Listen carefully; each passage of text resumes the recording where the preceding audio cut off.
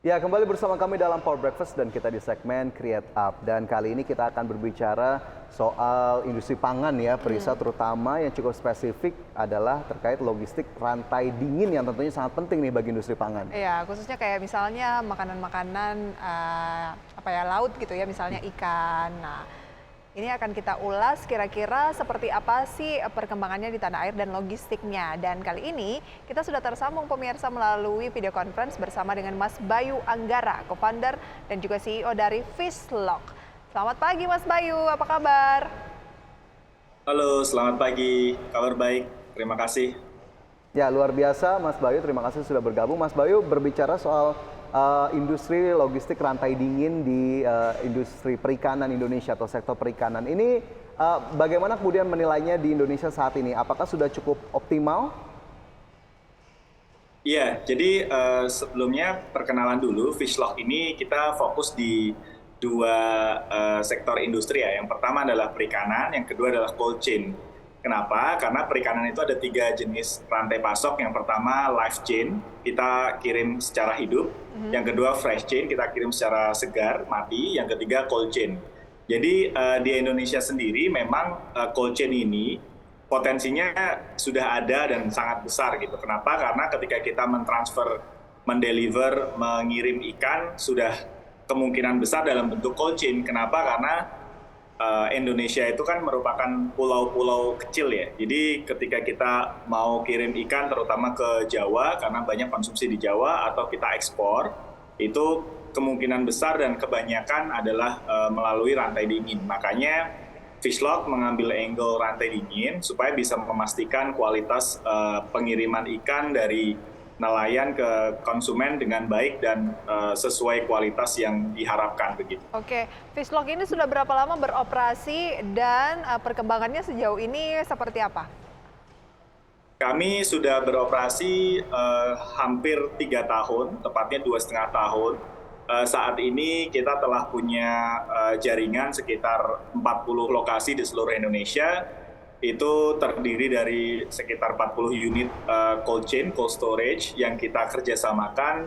Secara total kita punya sekitar 7.000 metric ton capacity. Dan kita juga punya tim sekitar 200 orang yang mengcover 40 area tersebut. Oke, yang mengcover area tersebut tadi cukup banyak begitu ya kemudian timnya. Tapi apakah kemudian Fishlock menawarkan kerjasama atau kolaborasi dengan para penyedia jasa dari rantai dingin atau cold chain itu sendiri, Mas Bayu? Iya, saya selalu menjelaskan Fishlock secara simpel itu kita pengen seperti Bulog ikan ya. Jadi Bulog punya pemerintah itu kan tugasnya untuk menjaga kestabilan beras, di mana ketika lagi harga naik, ketika lagi musim paceklik harga naik, dia mendistribusikan beras. Ketika lagi musim panen, harga pasti turun, dia menyerap gitu ya. Nah, bedanya Fishlock dengan Bulog adalah kita gimana caranya bisa light asset atau seminimal mungkin menggunakan aset. Sama seperti GoFood, dia tidak punya restoran, GoCar, dia tidak punya mobil. Jadi yang kami lakukan adalah kita mendigitalisasi mitra-mitra kita, pemilik-pemilik aset cold storage sekarang, aset-aset cold storage perikanan untuk bisa kita tingkatkan utilitasnya. Karena kebanyakan dari mereka adalah utilitasnya tidak baik atau turun gitu ya, kecil, sehingga dengan bergabung dengan Fishlock, kita bisa konekkan mereka dengan banyak nelayan dan kita bisa konekkan mereka dengan banyak buyer dan mereka saling terkoneksi sehingga bisa saling menjaga kestabilan pasokan, baik itu supply maupun demand. Oke. Dalam 3 tahun Fishlock beroperasi, seperti apa proses mendigitalisasikan para distributor dari makanan-makanan beku ataupun hasil-hasil nelayan yang beku tadi? Apakah ada peningkatan yang cukup signifikan dan tantangan utamanya ini kan beralih menjadi digital itu nggak gampang dari yang mungkin kebiasaan mereka konvensional? Iya, jadi Fishlock start dari sisi supply dulu. Kenapa? Karena supply ini harus dipastikan kualitasnya dengan memastikan mereka mengolah secara beku dengan baik ya. Jadi yang kami lakukan adalah kita datang ke titik-titik supply, kita bekerja sama, kita memilih 1 atau 2 atau maksimal 3 gudang cold storage di daerah sana. kemudian kita digitalisasi, kita jadikan ekosistem untuk bisa engage atau bisa membangun ekosistem dengan nelayan, tengkulak, dan lain-lain. Jadi kita bekerja sama dengan semua orang. Caranya adalah kami menaruh orang di situ, QC kita, kemudian kita juga menaruh digital admin kita, kita standarisasi semua SOP-nya, kemudian kita kasih barcode juga stoknya, inventory-nya, sehingga bisa di-listing di marketplace kita.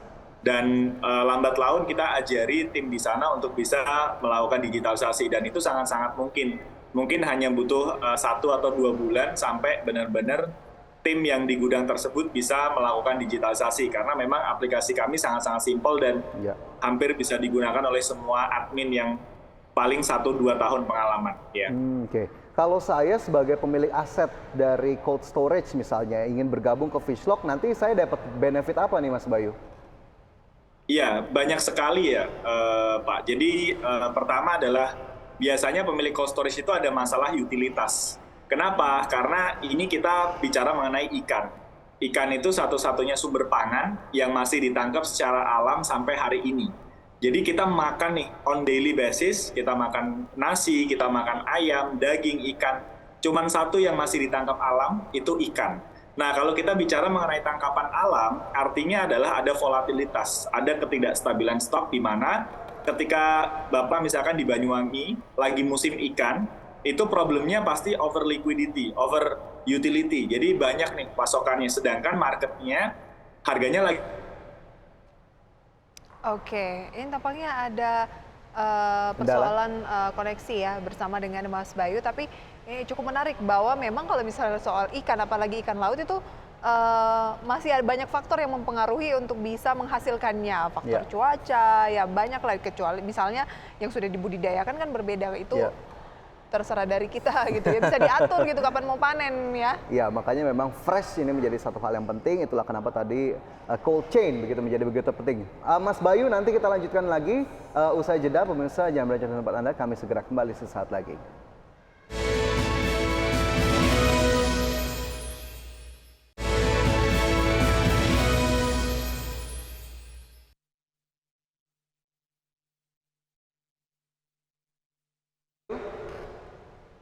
Wah,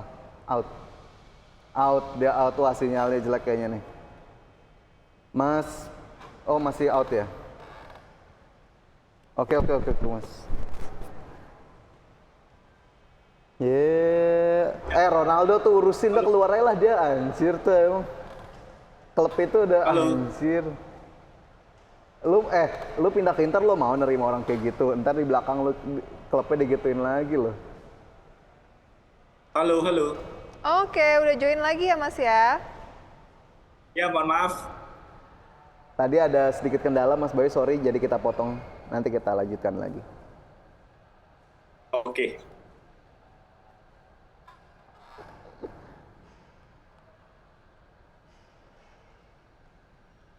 Gue ngelanjutin dikit kali tadi ya. Mau nanya ininya sih, keuntungannya gitu. Boleh. Profitnya. Habis itu mungkin boleh ke yang terakhir, paling 1 kali lagi dapat 1 kali pendana. Kamu nanya, Ronaldo parah, udahlah fix.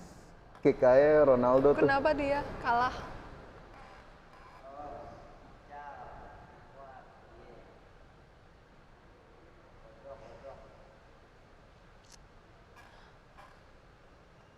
Dapat berapa segmen terakhir? Oh. Oke.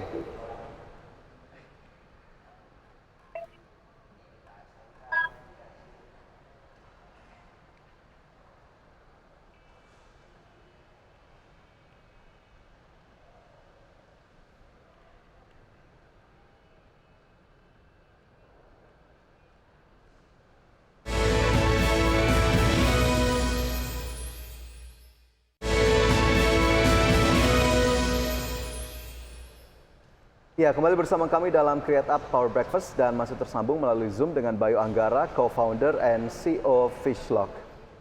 Oke, kita lanjutkan perbincangan tadi ya, bahwa ternyata banyak faktor yang membuat penangkapan ikan gitu ya, ini masih alam banget menurut Mas Bayu tadi ya. Jadi ya apa ketersediaannya, Ya. kemudian juga rantai pasoknya itu harus dijaga, jangan sampai berlebihan, mempengaruhi harga dan mempengaruhi juga ke petani ya.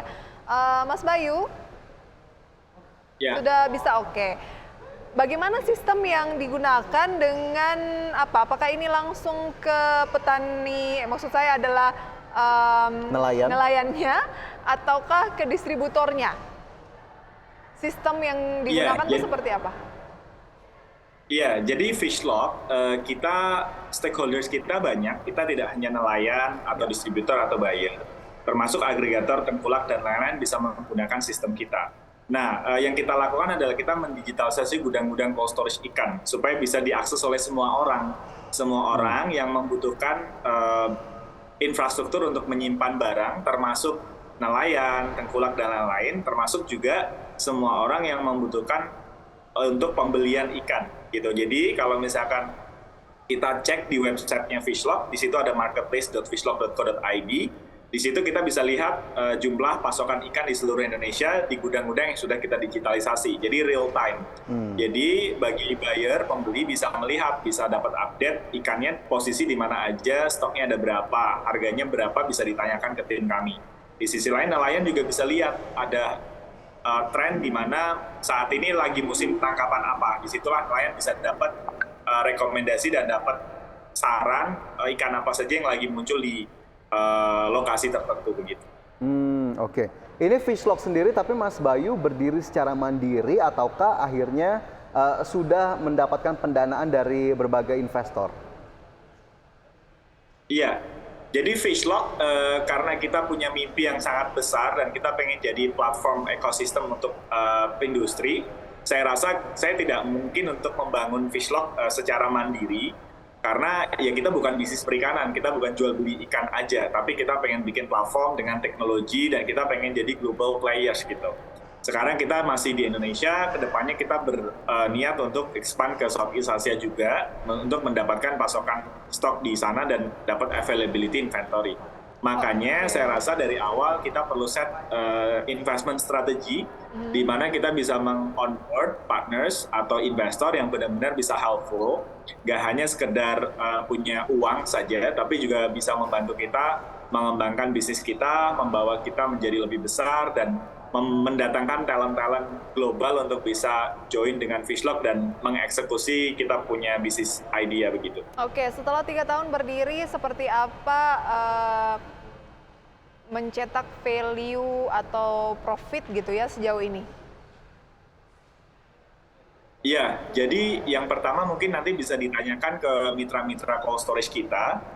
Banyak dari mitra-mitra cold storage kita merasa bahwa dengan bergabung dengan Fishlock, mereka mendapatkan berbagai macam value seperti kenaikan utilitas, kemudian mendapatkan order baru atau mendapatkan supply baru. Dan ketiga juga kita sekarang lagi mengembangkan agregator channeling ke fintech di mana kita membantu mitra-mitra kita untuk mendapatkan pembiayaan dari fintech maupun bank. Kalau Fishlock-nya sendiri, Mas Bayu, seperti apa? Selain mitranya, lebih ke Fishlock-nya sendiri. Kalau Fishlock sendiri, kita pasti secara bisnis kita sekarang masih rugi begitu ya, karena kita lagi membangun bisnis, tetapi revenue kita sudah solid. Kita punya 3 jenis revenue model. Yang pertama adalah dari jual beli ikan tentunya, kalau kita bisa menjual di platform kita.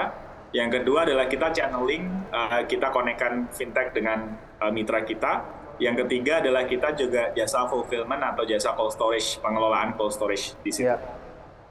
Oke, baik, luar biasa sekali perjalanan Fishlock. Kita harapkan tetap berlanjut upaya-upaya positif dan juga dampaknya tetap dapat dirasakan oleh berbagai pihak atau stakeholders tadi, terutama para mitra dan juga nelayan, termasuk juga bagi Fishlock sendiri. Mas Bayu, terima kasih sudah bergabung bersama kami pagi hari ini. Sukses selalu untuk Anda dan Fishlock. Selamat pagi, Mas Bayu. Ya, terima kasih. Oke, namanya startup memang tidak bisa langsung untung di awal gitu ya. Ada proses waktu yang cukup panjang yang dibutuhkan, tetapi yang penting adalah peluangnya di masa mendatang. Oke, dan sudah 90 menit kami menemani Anda pemirsa dalam Power Breakfast. Ya, semoga informasi yang kami hadirkan hari ini dapat menjadi referensi untuk Anda. Dan tetap perbaharui informasi Anda hanya di IDX Channel, your trustworthy economic, business, and capital market channel. Saya Fajar Wayong. Dan saya Prisa Samodatu. See you in the morning.